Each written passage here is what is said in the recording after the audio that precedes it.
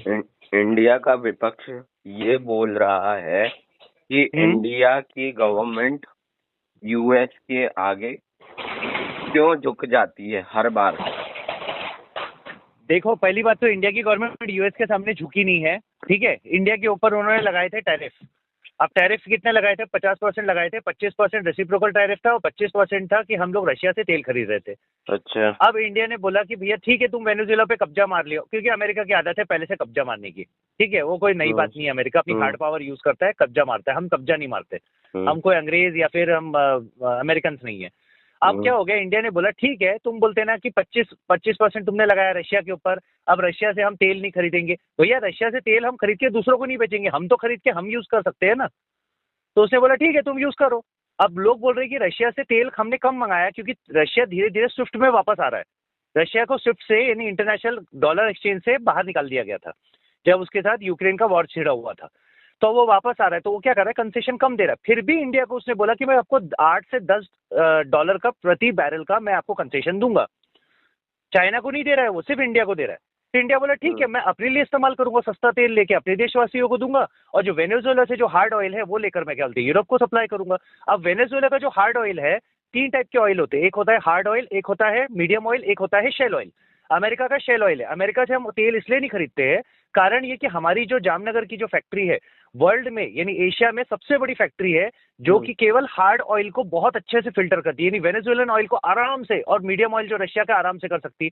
पर अगर shell oil करते हैं तो हमको पूरा सिस्टम बदलना पड़ेगा। अब हम अपने लिए सिस्टम क्यों बदले अमेरिका के लिए? सर, इंडिया में कुछ गरीब लोग हैं, उन्हें तारीफ का मतलब नहीं मालूम होता है। आप तारीफ का मतलब बता सकते हैं? क्या चीज का तारीफ का मतलब? तारीफ? हाँ जी सर। क्योंकि सर कुछ बच्चे होते हैं, उन्हें तारीफ का मतलब नहीं मालूम होता है, जो पढ़ नहीं पाते हैं। कुछ होती हैं जिम्मेदारियां, तारीफ उसके मतलब बारे में। किस किस उसमें कर रहे हो? तारीफ नहीं, मतलब अभी आपने एक वर्ड बोला था ना बीच में, तारीफ। टैरिफ बेटा, टैरिफ। हाँ, टैरिफ, वही। टैरिफ मतलब बेटा होता है एक एक्साइज ड्यूटी। जैसे देखो, तुमने 100 रुपए का सामान बेचा। अब अमेरिका का सुप्रीम कोर्ट ने बोला ये सब तुम्हारे जितने भी तुमने लगाए थे सब बेकार है। इंडिया के ऊपर पहले टैरिफ लगता था इन एक्साइज ड्यूटी। इंडिया का माल जब वहां बिकने जाता था 3.5% लगता था। अब उसने क्या करा, 10% सब पे लगा दिया। किसने? जब पूरे बाकी के 50% वगैरह सब कैंसिल हो गए तो इंडिया के ऊपर टोटल मिला के लगता है 13.5%। इंडिया के ऊपर पहले लगा हुआ था 18%, क्योंकि 25% उसने रशिया से हटा दिया था। अब यहाँ पर बात ये हो जाती है, 13.5% में भी हम घाटे में नहीं है। घाटे में हम इसलिए नहीं है क्योंकि इंडिया का माल कंपेयर टू चाइना के माल से अमेरिका के लोग ज्यादा खरीदते हैं, क्योंकि इंडिया का माल थोड़ा जेन्युइन होता है। चाइना का माल कैसा है, आज इस्तेमाल हुआ, एक हफ्ते बाद खराब हो गया। चाइना अपने लिए माल बहुत अच्छा बनाता है, मगर जो दूसरों को माल बेचता है ना, वो एकदम तकलूती माल बेचता है, एकदम बकवास माल बेचता है। तो टैरिफ से कोई फर्क नहीं पड़ता। हिंदुस्तान के लोगों को टैरिफ से कोई फर्क नहीं पड़ेगा। सिर्फ यही है कि हमारी जो सेल्स है थोड़ी महंगी हो जाएगी। वहां जाने के बाद हमको टैरिफ थोड़ी भरना है भाई। सामने वाला इंसान जो वहां पे खरीदेगा उसको सामान महंगा पड़ेगा ना। और रही बात, अगर उसे हमारा सामान का क्वालिटी अच्छा लगता है तो महंगा सामान भी खरीदेगा, और अगर क्वालिटी अच्छा नहीं लगता तो नहीं खरीदेगा। और इंडिया ने डाइवर्स मार्केट कर दिया है। अब यूरोप के साथ इंडिया ने क्या बोलते हैं एफटीए साइन कर लिया, कई कंट्री के साथ साइन कर लिया। इंडिया ने डाइवर्सिफाई कर दिया कि भाई सिर्फ अमेरिका पे डिपेंड मत रहो, तुम दूसरे देशों को भी बेचो ना, दूसरों से भी पैसा कमाओ, वहां से भी डॉलर ही मिलता है ना जी।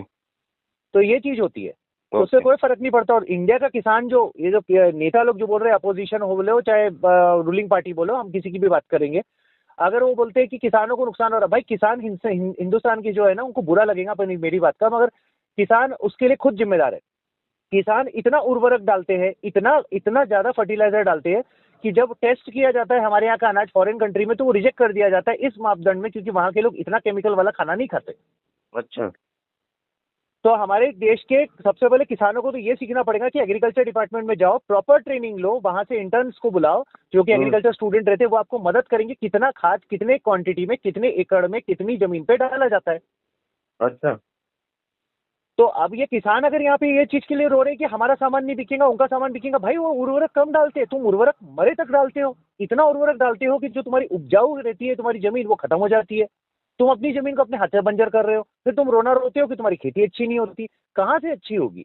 तुम्हें साइंस को टेक्नोलॉजी का मदद लेना पड़ेगा, तुम्हें एग्रीकल्चर डिपार्टमेंट जाना पड़ेगा, फ्री ऑफ कॉस्ट वहाँ पे जानकारी मिलती है, मिट्टी का सैंपल चेक किया जाता है, इंटर्न्स भेजे जाते हैं जो एग्रीकल्चर के वहाँ स्टूडेंट रहते हैं, वो एक एक खेत में आके आपको मदद करेंगे। पर यहाँ का किसान क्या करता है, हिंदुस्तान का? नहीं, मेरे तो पुश्तैनी किसान थे, हमारे घर में पूरे किसानी करी। भैया ठीक है, आपने घर में किसानी करी, आप पुश्तैनी किसान है, मगर किसान से भी मिस्टेक हो सकती है, आखिरकार है तो इंसान। ठीक है sir, Radhe Radhe, thank you. Thank you बेटा, थैंक यू वेरी मच, ख्याल रखो अपना, बहुत बहुत जी सर। सुखी रहो और जी। अच्छी बातें सीखो। धन्यवाद। ओके। जय हिंद। जय हिंद सर। जय हिंद।